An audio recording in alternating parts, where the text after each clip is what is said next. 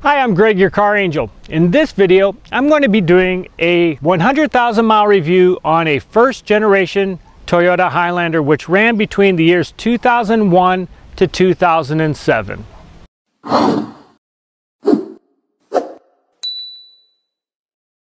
Now, in that 7-year period that the Highlander ran, the best years to choose from are the very last 3 years, the 2005, 2006, and the 2007. And the reason is because there was a big change in 2004, which was an engineering change with the engine and transmission, but it was 2005 that they added some key safety features, and that's why you want to stick with a 2005 or later. The Highlander came in 3 different option types. You had the base model, then you had the Sport, which is what this is, and then you had the Limited model. There were key differences between all of those, mostly engine, transmission, but the Highlander Hybrid came along a little bit later in 2006, and on that one you could only get it in the Limited. Between the years 2001 to 2003, you had the base 2.4 engine, which was the 4-cylinder, and then you had the 3.0 6-cylinder.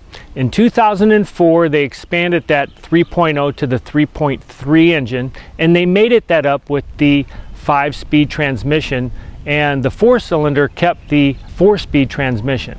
So that, again, is a reason why you want to stick with the later models. Now, I consider the Toyota Highlander as being one of the best cars ever built, period. It's an amazing car, and that's quite a statement. This car during this era was being built in Japan. Later on they started building it in Indiana, but at this time it was still being built in Japan with Toyota Kaizen quality. Now, if you want to know a little bit more about Kaizen, you might want to click on this link down here, and I will describe to you in that blog post why and how Toyota got to such high quality standards over the years. But the Toyota Highlander here represents the very best of what Toyota was producing both back then and now. The Toyota Highlander does everything really, really well.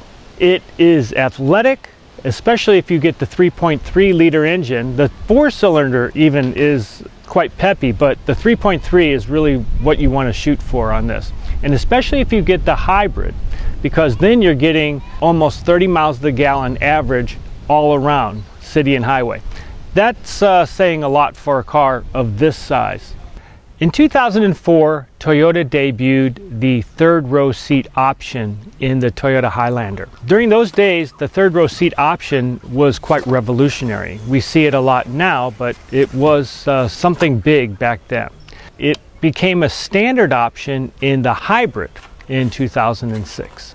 I have 2 kids, and we do a lot of camping, and the Highlander fits the role perfectly as our family car. I currently have a Toyota Highlander Hybrid, which has over 145,000 miles on it, and I've done nothing but regular maintenance on the car, and it's still an amazing car to drive. As I mentioned, the Toyota Highlander holds up really, really well over time. And I'll just show you, this is an outdoor kept car, has not been garaged, and you can tell small things like the windshield cowl, great condition, unlike other cars that I've done reviews on. This is kind of a vulnerable area for cars just generally, and there are some that hold up really, really well, like this one, and there's some that absolutely disintegrate very, very quickly.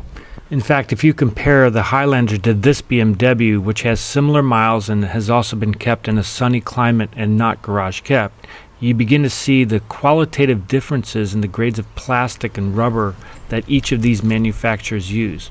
Toyota is clearly using higher grades of material, and it shows up in unexpected areas. The window trim, all in great shape. You see a lot of degradation with a lot of other cars on that. Still looks great. Keep in mind this car has over 100,000 miles on it, and it's over 11 years old at this point in time. Once inside the car, you see the durability, the fit and finish are all extremely nice, and everything is holding up just perfectly. Everything from the knobs to the controls to the radio, the glove box, the steering wheel controls, everything about this car is holding up over time extremely well. You don't have any erosion of the paint. Toyota did such a good job at making sure that everything that they put in this car holds up over time. It shows that they did their homework, and the quality really comes through.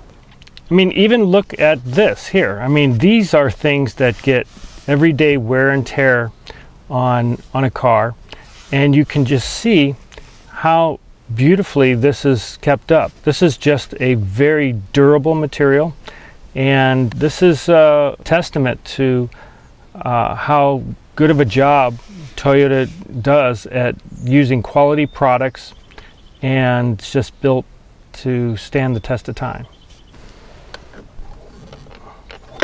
Everything works just as it was designed. I mean, sometimes I'll get into like a Mercedes-Benz or an Audi or a BMW, and this kind of stuff, just the mechanisms fall apart. And mind you, I've owned a lot of Highlanders, and each one is held up equally as well as this one. So I'm quite impressed with the general overall durability of the car. This is why I feel the Toyota Highlander should be at the top of your list as one of the best used family cars that you can buy. It does everything extremely well. It's easy on the wallet, and it's easy to drive. It's really one of the best values. It does show up on my Halo list, and if you haven't been there, that's the best used cars to buy. So if you enjoyed this video, please give it a like, subscribe to my channel, and I'll see you in the next video.